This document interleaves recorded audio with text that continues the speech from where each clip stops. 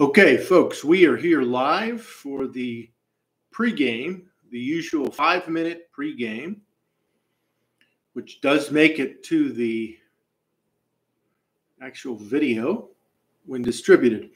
This is the 5-minute pregame for Unfound on the Ground number 28, the disappearance of Patrick McDermott.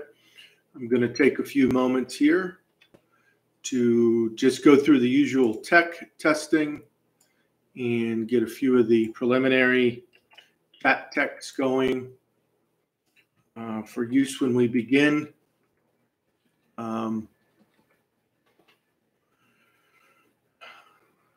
If you're watching this, once it's distributed, please like this video and go ahead and share it at that point. And also, if you've not already, subscribe to the Unfound podcast channel here on YouTube. And I do want to give the usual here, the unfoundpodcast.com. Again, we still have a few minutes, about 4 minutes until we get started. As folks probably know by now, unless you're brand new to watching this video, we developed this content with the cooperation, help, feedback of the Unfound think tank members in terms of premium content subscribers. And those folks have been helpful in participating in these episodes. Now, this is number 28. And guiding those to an extent with the feedback that we've gotten since we've started this endeavor in 2020. So thanks to those folks. And then, again, approximately a month, although that's varied for various reasons, Ed Densel distributes this video. So tonight, we're waiting here for about 3 minutes. Again, if you watch this once it's distributed at some point, probably in October into November, then go ahead again, like it. If you do like it, share it. And if you've not already, subscribe to the Unfound podcast channel here on YouTube. Again, theunfoundpodcast.com is the website for all things Unfound. The Unfound program has a strong presence on social media, particularly Facebook. Kathy, hello. I'm reading this. I had a very crazy afternoon due to unexpected errands, but made it to the think tank while finishing lunch and now made it here. Hello, Kathy. Welcome. One of our regulars. Always happy to have Kathy and our other regulars, as well as any new faces from our think tank folks who want to participate. I'm going to get situated on a few things here before we officially begin in about a minute. Again, if you watch this video when it's distributed, go ahead and like it. Go ahead and share it. Go ahead and subscribe to the channel if you haven't on YouTube. If you're participating tonight as we're making this content, you can still like the video, which is good to do right out of the blocks. Right out of the blocks. We have about a minute till we get started. Again, this is getting close to the end of the pregame. The pregame, which I usually use for testing tech and getting some things set up here to get us rolling. These episodes usually go about an hour and lead to some substantive discussion. We utilize, I don't even remember when we started doing that. We utilize specific cases as case studies When we started this series, of course, we were doing it more thematically, and then we shifted to case studies. It is time to begin. It is 8:15 p.m. Eastern Time, 6:15 Mountain Time, where I'm at here in North Dakota. Charlotte, hello. Thank you. This is Unfound on the Ground number 28, the disappearance of Patrick McDermott. Patrick Kim McDermott. And I'm going to give a little bit of an overview now. And I'm going to take this from the NamUs database, which, as we know, is a helpful resource for missing persons cases. I don't want to say, just based on some experience over the recent years, I don't want to say every detail is always current, but it's relatively reliable. And so Patrick Kim McDermott, date of last contact on or about, well, July 1st, 2005 is what's listed. We will discuss some of those details. Was 48 years old when missing. And he had signed in, and this occurred in California, Los Angeles County. Patrick had signed into a charter fishing vessel on June 30th, 2005 to go on an overnight fishing trip.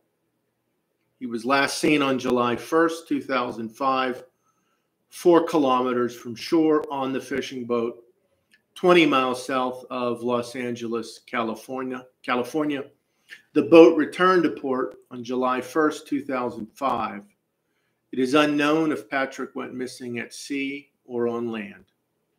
We'll talk more about that as we go on. Again, welcome to Unfound on the Ground number 28. We have Kathy, we have Charlotte, we have Leah. Welcome. Let me go through the usual disclaimers, overview. This is the disappearance of Patrick McDermott, number 28, Unfound on the Ground. We are recording video and audio, including the text chat. Chat participation is an option if you're here. Thank you for being here. For the journalistic, promotional, and/or commercial purposes of Unfound, the audio and video recording, including text chat, of this digital meeting will be distributed by Unfound. By participating in this digital meeting, you agree to give Unfound permission to use the rendering of your words for journalistic, promotional, and/or commercial purposes, with no compensation to you from Unfound, its assistants, its affiliates, its partners, etc. Eric Grabowski is my name. I am part of the assisting team of Unfound. I've been a guest on Unfound for a particular case in North Dakota. My main profession is that of an associate professor of communication, but on the side I do some cold case journalism. My views tonight do not necessarily reflect those of my employing institution. This case, and I want to just say on the front end here that actually we got the idea of it from Ed Densel. It's one of the cases he suggested to me to look into. I think it comes at a good time. Of course, all of these cases are important. There are the human elements that we focus on, along with the importance of accuracy. So let's say hello to Carol and Charlotte and Kathy and Leah. Thanks, everyone, for being here. The two things that, as I was digging into this case when we decided to run with it, yes, Carol Ann, hello. Charlotte, hello. Kathy, hello. Leah, hello. One of the things is, we've looked at here, and obviously through Ed's platform overall, a number of cases. Some cases people never heard of, no matter how popular the people involved are.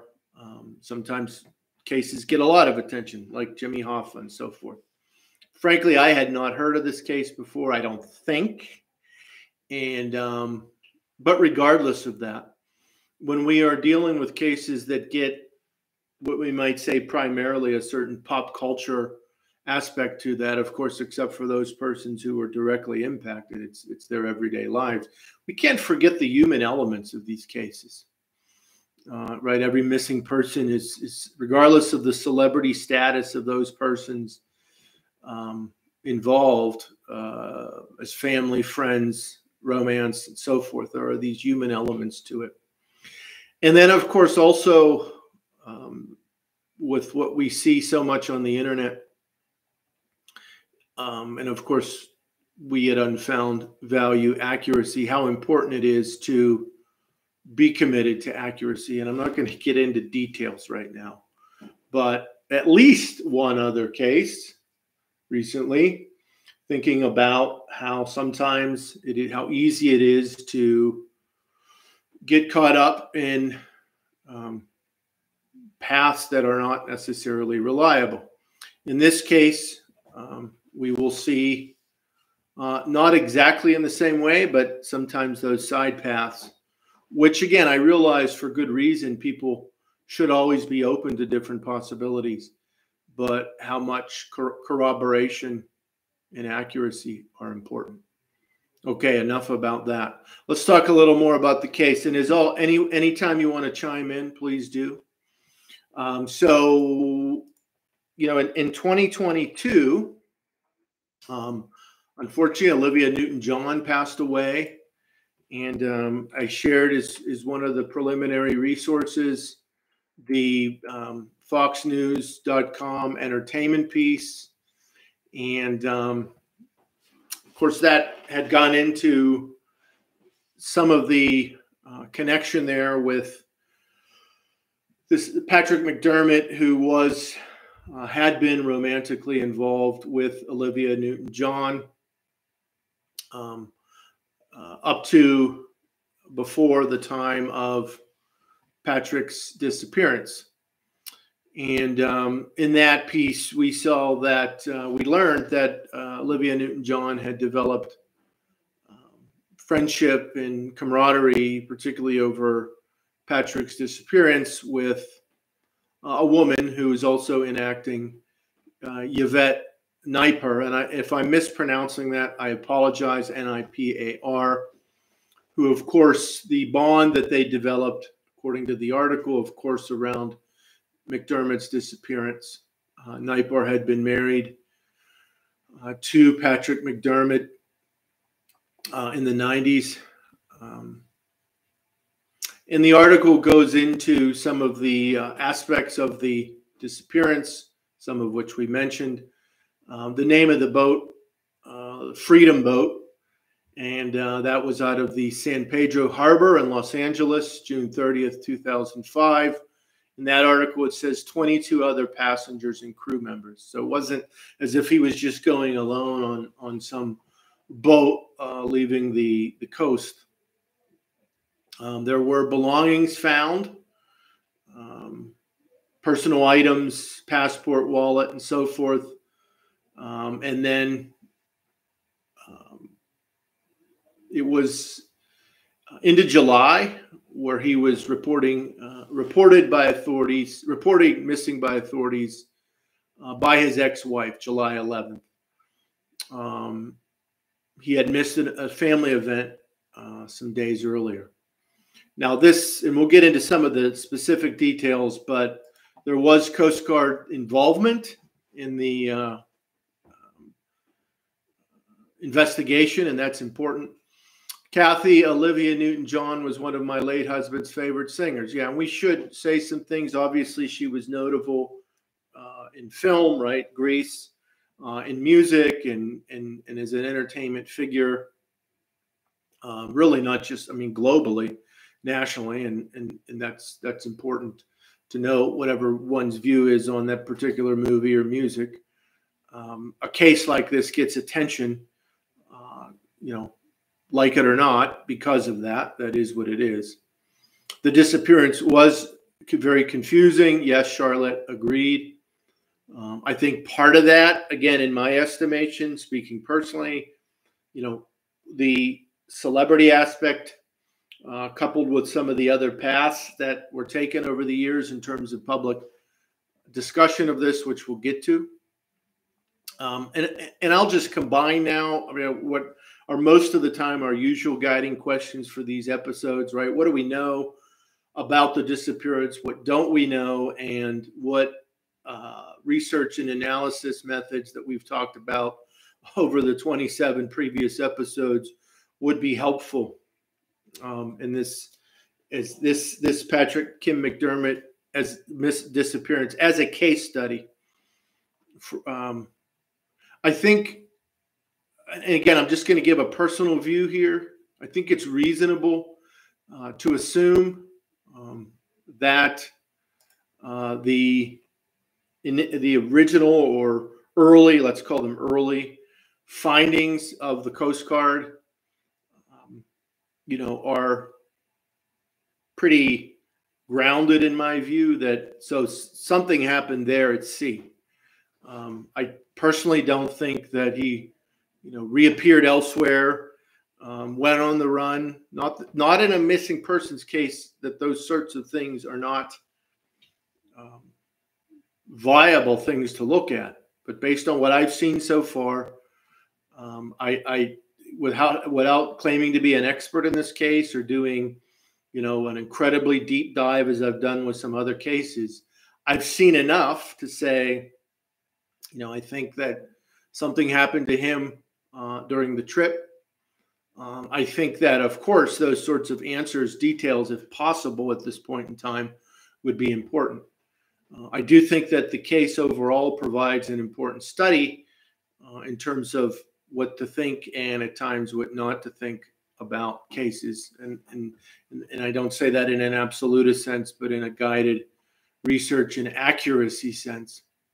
I do post here as usual because people consult it. Again, one always has to be careful of the Wikipedia article. It's a go-to for people. Again, as I say, that doesn't mean everything on Wikipedia is untrue. Certainly, there are many things that are.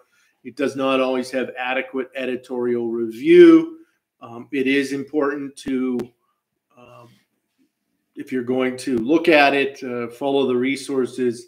I did find, in terms of following resources, it did go to an archive reference, and I went right to webarchive.org. So it's a step or two removed from the specific reference it gave, but it's the same reference. Yeah, Kathy, for me, the circumstances make it straightforward, and I would agree with that. So I'm going here off the Coast Guard news release of 2009. And this, I went to the current Coast Guard website, and I wasn't able to find anything that is there now. So this is from the Wayback Machine. And it says, recently a blog misquoted a Coast Guard spokeswoman in a report about the missing persons case of Patrick McDermott. Many of the statements that were attributed to the spokeswoman did not actually come from her. The Coast Guard is not actively investigating the case. So this is from 2009. They're basically saying, look, as of this time, they're not investigating. The Coast Guard Investigative Service closed the case September 15th, 2006, and did not find any evidence of criminal action, suicide, accidents, or hoax in the disappearance of McDermott. A separate safety marine investigation followed, looking into the operation of the fishing vessel itself, and was closed October 30th, 2008. And what they're saying after that is this sort of thing is standard, standard operating procedures. Both investigations suggest that McDermott was lost at sea. And so I haven't seen anything since from the government, federal or state, that indicate otherwise. Now, I'm not saying we shouldn't do further research or ask questions in terms of government press releases. I did see also on the Attorney General website the Patrick Kim McDermott is still listed as a missing person. So, that's still up. They don't have a lot of information there. I mean, they do have date of birth and characteristics, last seen June 30th, 2005. So I guess, again, one could, in terms of the date, June 30th, 2005 to July 1st, 2005, as that boat was out and back at sea. And keep in mind, there were other people on that boat. Now, one thing I would want to do, and I was going to mention this later, but I'll mention it now. If one were to do further research on this case, it would be interesting to, and I haven't been able to find that, and maybe it would require a FOIA, or maybe some things that have been published that I didn't catch have excerpts from it, but I would want to know if some or all of the documents from these Coast Guard investigations are available, as well as to see if what's available from state of California or local/municipality materials. That would be interesting. Even if I was led by what I believe to be the reasonable view that what we're getting from the Coast Guard is most likely what happened, if one were to dig more into it for understanding and not sensationalism, but understanding, resolution, so forth, that would be interesting to know. Certainly, if one had questions about that, if there's more to know, that would be important material. Again, feel free to chime in at any time, please, in the text. So over time, and this is mentioned in the Fox News article, the Fox News Entertainment article 2002 that I shared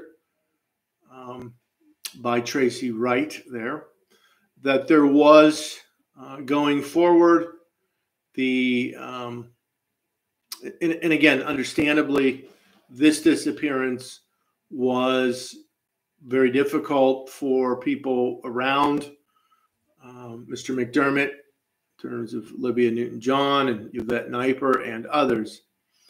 There was going into forward in time the idea that, did he disappear or choose to disappear? Now, again, this doesn't square with the Coast Guard's conclusions, but I will say, just from a further research standpoint, I'm just going to share the search strings. Just to, again, there's a lot out there. He was having, at least based on what was reported in media, financial difficulties at the time of his disappearance. And I'm sharing what I believe to be 3 good search strings. Of course, one would need to take the time to sift through those sources, some of which I've done. Now, just because someone is having financial difficulties does not mean that they necessarily committed suicide or chose to go on the run. But of course, these are things that do need to be considered at the time of someone's disappearance. One thing that I would do, and I've seen them referenced in 1 or 2 media pieces at least. I've not been able to find them online. That doesn't mean they're not available somewhere. Maybe with some further searching, and maybe I haven't done enough of that. But however they would be available, if there was a claim that there was a bankruptcy filing, I would definitely want to see those documents if they're available. Every state's different on that, and would want to see that referred to, explained, summarized, or the original document, whether that be local, state, federal. Kathy, the money he owed was not substantial, right? I read he owed, right, about $40,000 total, which is a good point in terms of how much pressure the financial situation was actually impacting that, but it is something that did make it into the media around the time of the disappearance. Unfortunately, with the look back, oh, Marty, welcome, Marty, welcome. Marty's here too. Again, Marty, feel free to chime in at any time based on any thoughts that you have. So, as time went on, and there was, of course, speculation. Did Patrick choose to go on the run? Was there some reason that he would have wanted to disappear? Now, as we know, and again, I'm not a lawyer, but if someone chooses to disappear, that is not in itself necessarily a crime, and unless there is some sort of other actual crime connected to it in terms of some sort of defrauding or some other crime that the one is running from, there could be something criminal. But again, I'm not saying that's what happened. I'm just giving some texture to it here. And so the thinking was that was a possibility. Of course, there were some folks who jumped on that.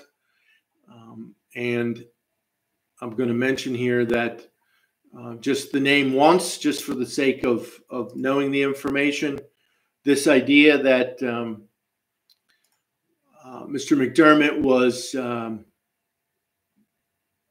spotted and basically verified by 09, 010, living in Mexico. A key figure in that claim was Philip Klein. So that was out there. However, if you sift through, and again, if you see in the Fox Entertainment piece, they don't really give that view a lot of substance, but you'll see that in my judgment, if you sift through the range of reliable / credible sources to now, that is not something that is really a legitimate view. In fact, and this is, again, I was doing some checking on the Wikipedia piece. Carol Ann Vickers, I believe if he was in Mexico, folks would be photographing him all the time, not just a few photographs or sightings. I think that's a reasonable view. Yeah, yes, Kathy, the infamous quote unquote Phil Klein. Now, I did some checking and following some of the sources in the Wikipedia piece, as one should do. There was an article in the CBC, Canadian source, that you had a guy saying that at least some aspects of these sightings were a case of mistaken identity. Again, I'm not going to dig too deeply into that here tonight. I think there, certainly can be other reasons to question that. Again, Marty, I agree. Carol, thank you, Marty. And so I'm just saying, look, if you're going to use Wikipedia as a springboard, certainly you want to follow some of the sources and check again. It doesn't always have adequate editorial review. Unfortunately, though, over the years, if you look at some of the Google strings I sent, and even I looked on newspapers.com, and again, that's a subscription database, and I'm not saying whether you should or shouldn't subscribe. I do generally here. Even in 2010, unfortunately, this Toronto newspaper, the National Post, sort of jumped on this. Basically, after 5 years, actress's ex-boyfriend found alive by a Philip Sherwell and Ionan Grillo in Mexico City. And again, you'll see this too, and maybe there's a certain enthusiasm to that. Maybe it seemed so believable NBC Dateline was involved, and there's a certain momentum that builds around this. And of course, we know when the people go missing, there's a legitimate expectation of wanting to know more. Kathy, very good point. Carol saw that. And I guess that's the concern about some of these things, is back to what I had started with on the front end. No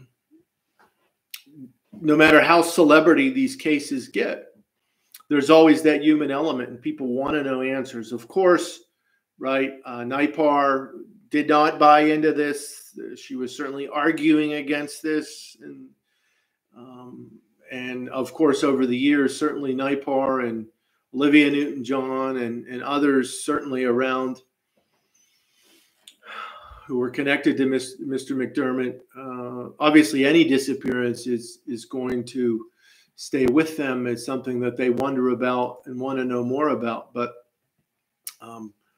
so that's the challenge of these sorts of things.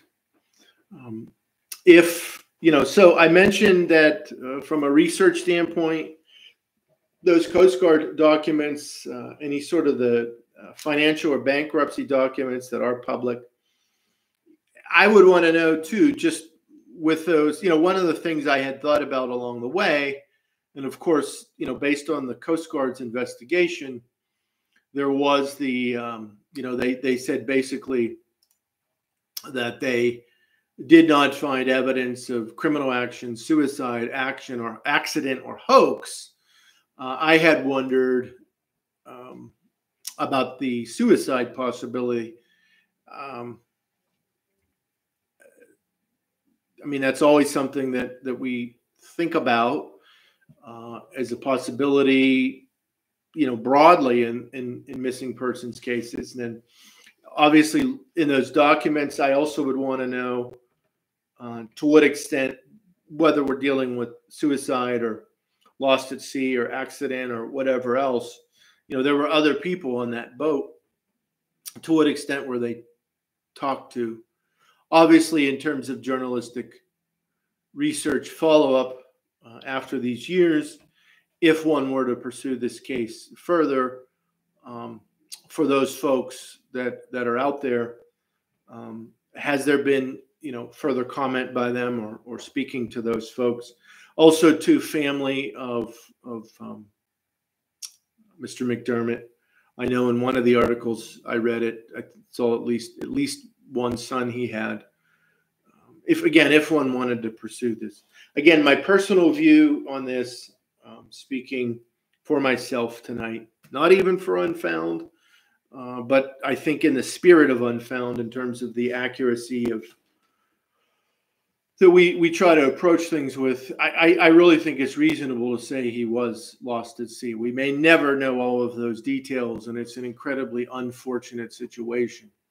But trying to bring learning out of these unfortunate situations for the common good, I think it does serve as a case study, like all these cases of things, what to do, what not to do. I did a little bit of, I won't say extensive, but a little bit of just to see what was out there on the genealogy side, Ancestry.com, and I didn't see a lot, although I will admit I didn't do a lot of the genealogical research. But for some of the vital statistics, so to speak, I'm the California Attorney General website that I shared has date of birth 9/18/56, and of course missing since June 30th, 2005. They do have, and you can see this on NamUs too, that if someone were to have what would be viable information about this case in whatever form, for whatever possibility, they certainly could contact the U.S. Coast Guard Investigative Services.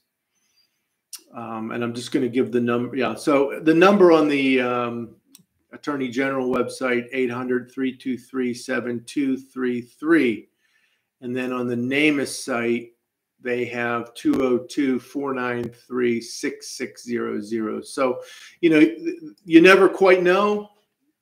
And if someone had viable, credible information, it would be important to give that. Marty, I think it's a good possibility that he was lost at sea. I think that is the most reasonable. Kathy, I agree, Marty. The most logical explanation is an accident. He may have been impaired, and that's in terms of those aspects of whether you want to call it closure or resolution or whatever term you want to use, understanding those details certainly to a reasonable, non-sensationalistic extent can be important for family members and friends. I think that yep, Marty, probably Kathy. I think one of the things that we can learn about this case is certainly the importance of not losing that human elements. Now, if you have any other research suggestions, please, as always, put that in the chat. Carol, and it isn't easy to exist these days without a paper trail. There would be some clue if he were alive. I think that is the case. Let's talk about it. Disappeared in 2005. This is 2023. Certainly by 2005, we were already, certainly into the internet age in terms of common availability. We were already, I'm just thinking back here, slowly but surely, starting to get into what we now think of as the social media age. And even apart from that, there certainly is just the paper trail that exists both off and online, as well as just the reality of sort of the ups and downs of visibility that go with celebrity status. When we talk about the possibility of when someone goes missing, and we look at those other possibilities of, did they choose to go missing? Did they go into, on the run? Was there some sort of kidnapping? Was there suicide? All of those, as such, on the front end, areas of study that should be on the table depending on the circumstances. We have to follow those paths in terms of analysis and evidence and reliability and credibility. So, you don't discount those things lightly, but over a period of time, you have to sort through what's plausible in terms of reason and evidence. Kathy, Robert Hoagland was able to live under the radar using Richard King an hour from his home for 10 years because many things fell in his favor. There are times, we know, through various aspects of history or journalism or so forth, where we've learned that people are able to do that. It's not impossible. It isn't impossible, but it's difficult. You can get into an interesting argument whether, is it more difficult now or more difficult in days of old? You can look at that both ways, but it does have its challenges, but not impossible. One of the things that would be also, again, I did a little bit on newspapers.com. Again, it's a paid database, so that's up to you to decide to use it. I do, and between what's available and just through regular Google and some of the search strings, and then through newspapers.com, and presumably other ways of getting at media, there are you can track a lot of the news reports from then until now. And although you're getting a pretty good, I guess, consistent explanation of the basic facts around the case, more or less you see over time that the idea that he was still alive or still living somewhere, whether that was Mexico or anywhere really, doesn't hold up for sure. Again, let me mention here, before we still have about 20 to 25 minutes. I do want to mention, if you're watching now, please like this just to support the work of Unfound. particularly unfound on the ground. If in the future you watch this when it's distributed, and again, we thank our think tank members for participating. Please subscribe to the YouTube channel for Unfound if you haven't already, and go ahead and share this when it's available later when this is distributed. And again, thanks folks for participating. If you have any other research ideas, please put that in the stream. I'm going to also mention here, let me just go back to the another thought I had is that as you know, when we mentioned this celebrity status of some of these cases, and that gets us to think about the human elements, and then we think about sort of the proper ways of doing research, and that really takes us back to the importance of you know, for cases where there may have been similar incidents where there wasn't celebrity status. Just in terms of, you know, we talk about things on Unfound on the ground that pertain to whether it's journalistic, or whether you're doing advocacy, whether you're just trying to raise awareness about missing persons cases in general as an enthusiast of good programs. You know, we see there some of the importance of dealing with a sensitivity to the human elements of these cases, the real people involved, as well as the importance of sound research. Marty, I believe when you deduce, you can get an answer that may be the most logical. Yeah, I mean, this is, for this case and others, you know, we have to utilize, and of course you're getting into an area, Marty, that is important to me as someone who teaches and studies communication, particularly from a rhetorical and argumentation point of view.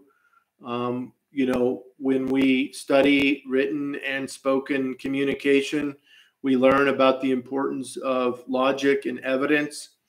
And we talk about, in rhetoric, ethos, pathos, and logos, and the importance of grounding what we're doing in right reason and good evidence.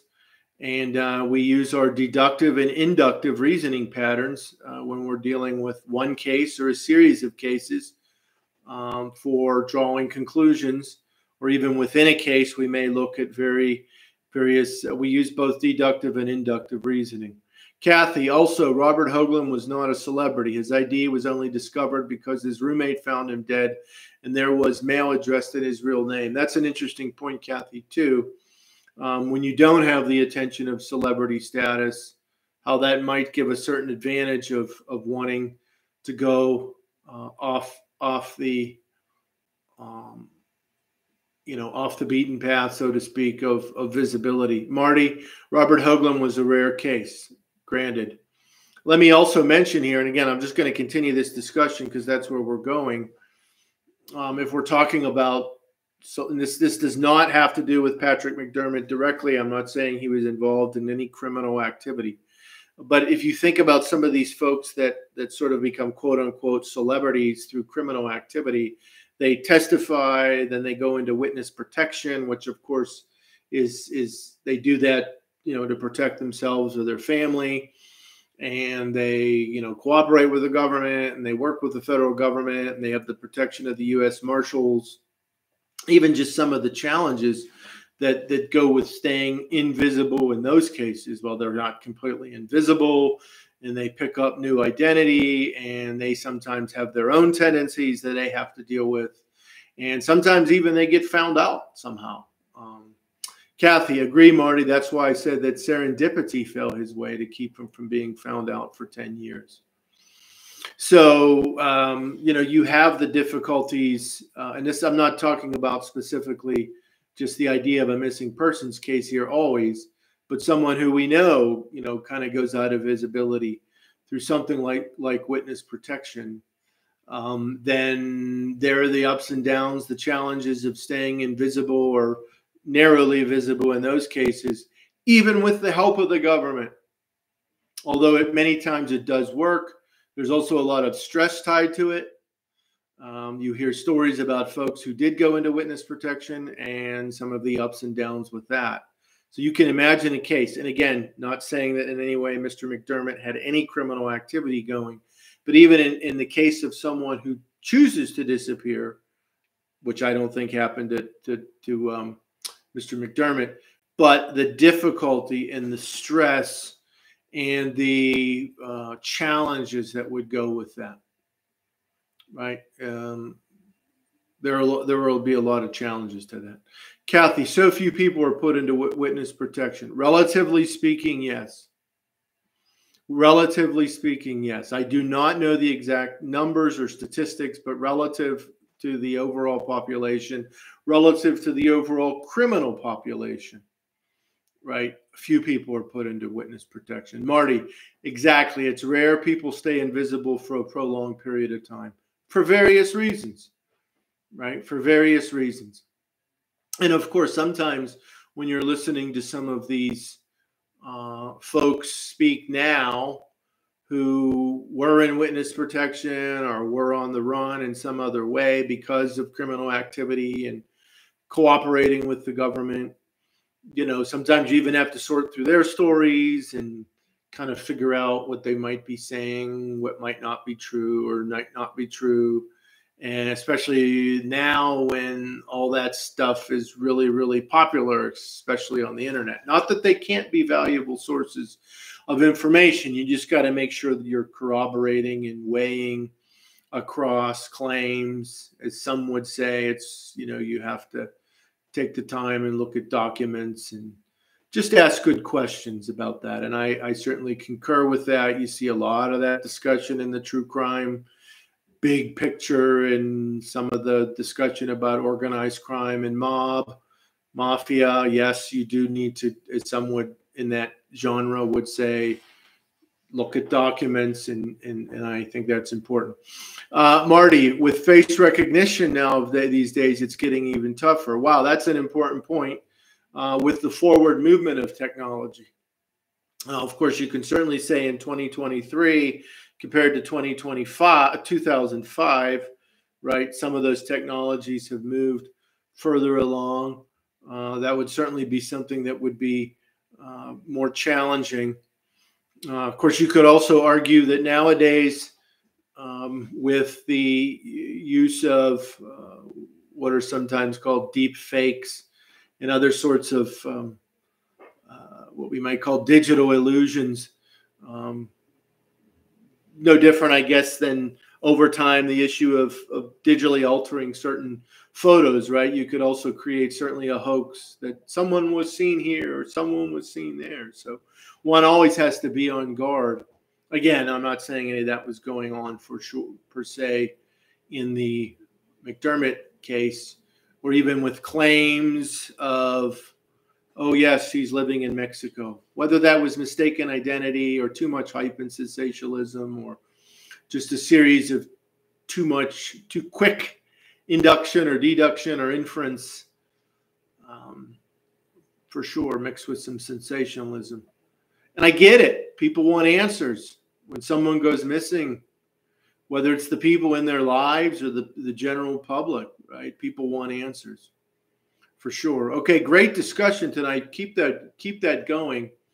I do want to summarize a little bit here. And again, this case was suggested to me by Ed for this program, Patrick Kim McDermott, who was, again, romantically involved for a period of time.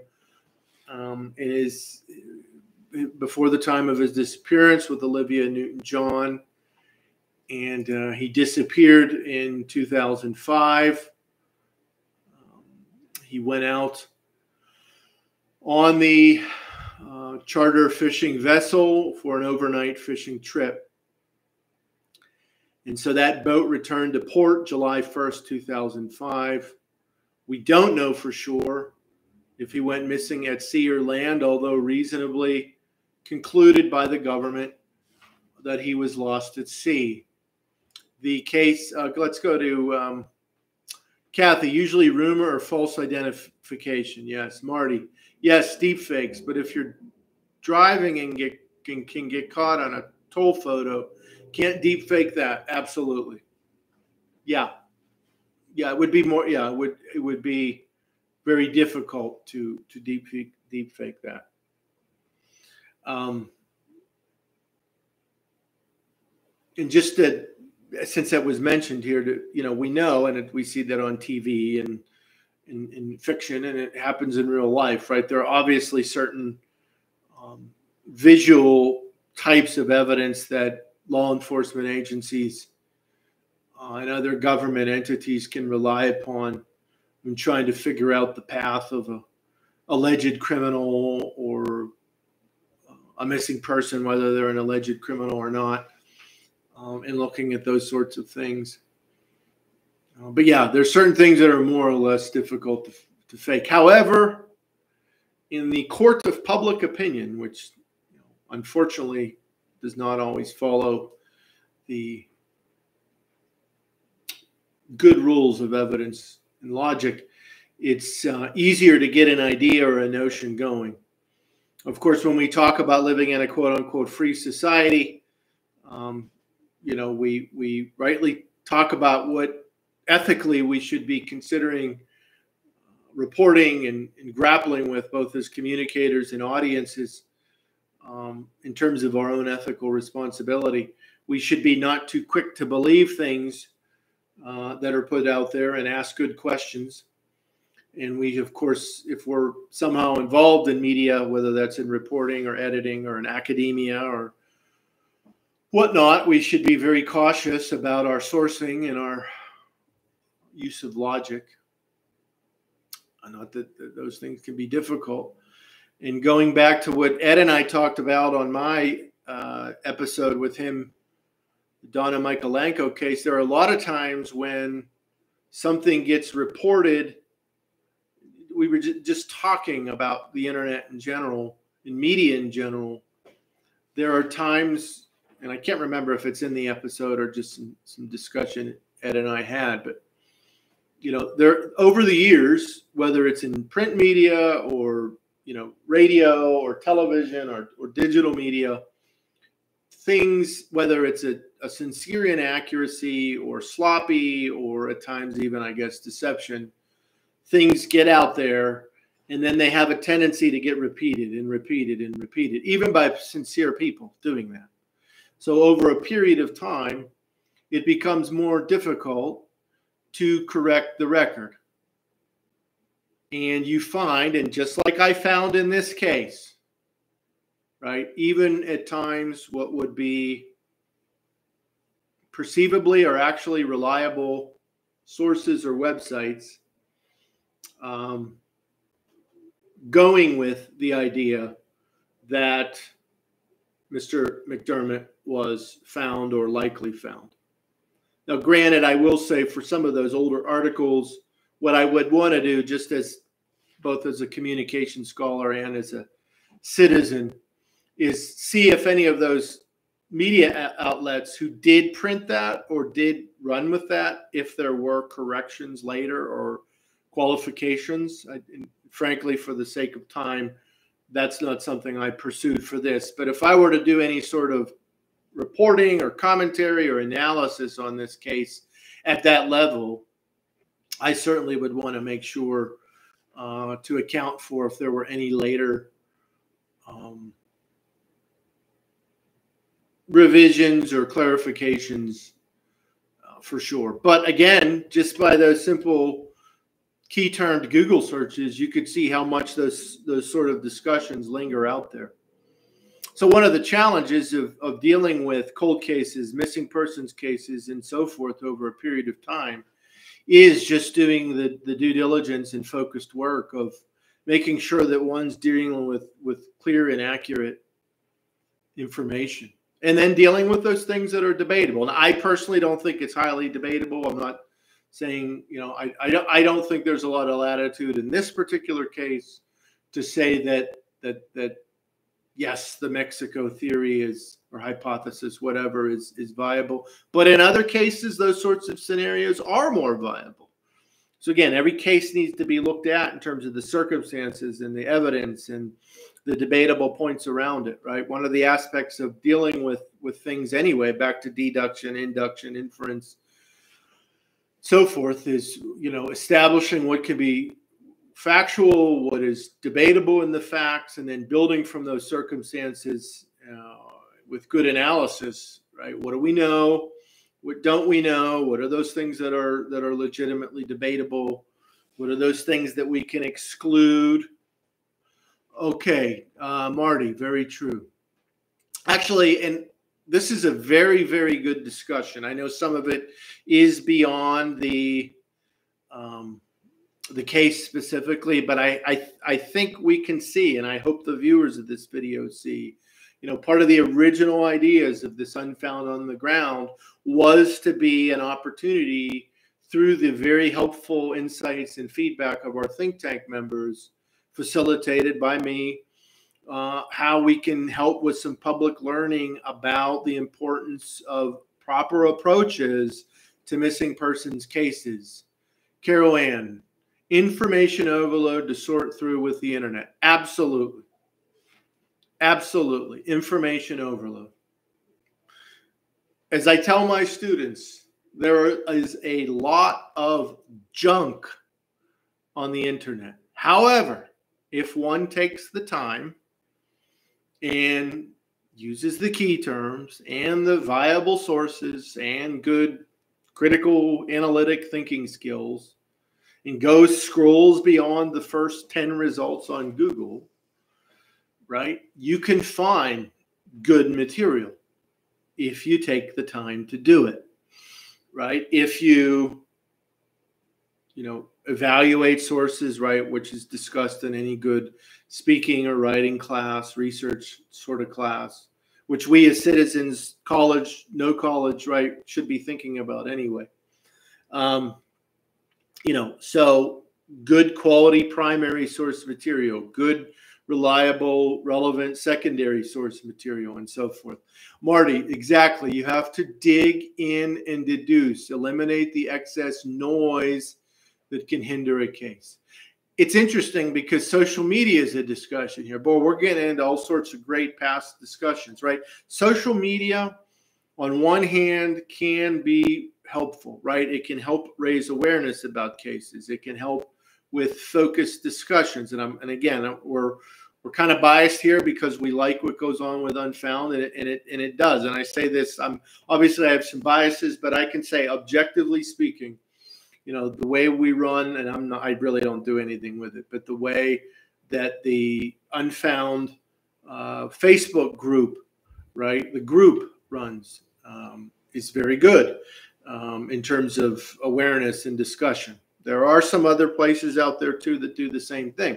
The other side of that coin is that social media can become a lot of noise. There could be a lot of, again, whether it's authentic mistakes or sloppiness, on maybe sometimes not as authentic, right? So whether you want to call it misinformation, disinformation, that creates a lot of that noise that Marty's talking about. So, that's a tough dynamic there. Kathy, you have to become familiar enough with a case to know what is probably accurate and what isn't. Absolutely. You have to take the time to sort through that material, right? Government documents, relevant, credible secondary sources, media aspects, and of course, being able to sort through what in media was reported properly, where mistakes were made that were more authentic, that might have been corrected later, what misinformation is still persisting in a case.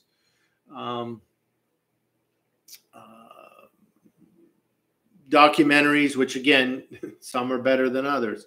What are the various podcasts or broadcasts about a case? And again, those could be hit or miss. I personally, and again, this is my bias, I like long form, in-depth approach, like Ed takes, like some others take, but you need to dig deeply into a case to do it well. And I don't have a big portfolio of cases that I follow and study, but it's the ones that I do. I try to, before I say anything about it, qualify what I'm saying and be really cautious about what I'm stating as fact or possible, or very cautious to draw conclusions. I just think that's the way that one should be. But yes, Kathy, absolutely, that familiarity is important. Kathy, in my job as an auditor for 33 years, I had to continually weigh oral testimony versus documentation. And that's a big skill set, mindset skill set. So that's important. I don't know. One of the things that it's important for what we're doing here, and I don't know, maybe we need to talk about it more here on Unfound on the Ground, and there may be one or more other venues that I'll talk more about this too. But that open records research, whether that's a state level, federal level, and of course, what's already available out there, and then at times the work of getting documents. I can tell you, unrelated to missing persons cases, I've done at state level open records research on some other issues that are tied to, I'll say, good citizenship for now, but I'm quite familiar how that works in North Dakota, and somewhat at a basic level familiar how that works at the federal level, which, as some of you know, I had obtained open records, FOIA documents on one case, the Masucci case, and have some things in mind at the federal level for both academic and journalistic research in other areas. So I don't know, that's important skill set, Kathy. And as an auditor, you got to be really precise, right? Because you're doing things that pertain to both one's individual reputation and the law and the common good and all those sorts of things. So, okay, we have about 3 minutes. This has been a great discussion.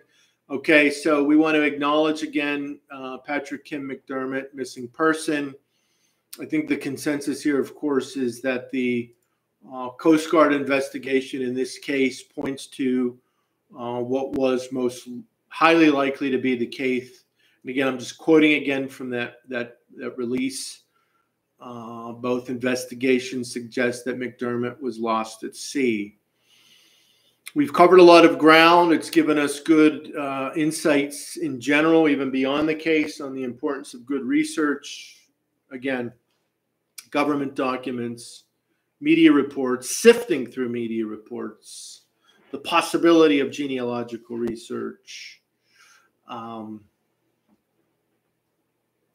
the possibility of talking to family and friends. I would want to see in those Coast Guard documents, if one could get them, and that certainly could be a FOIA situation, if they weren't available somewhere in part or in whole. To what extent did the Coast Guard talk to people that were on the boat or at port, so forth? Great discussion tonight. Yeah, thanks, Marty, and thanks to everyone for making that discussion happen.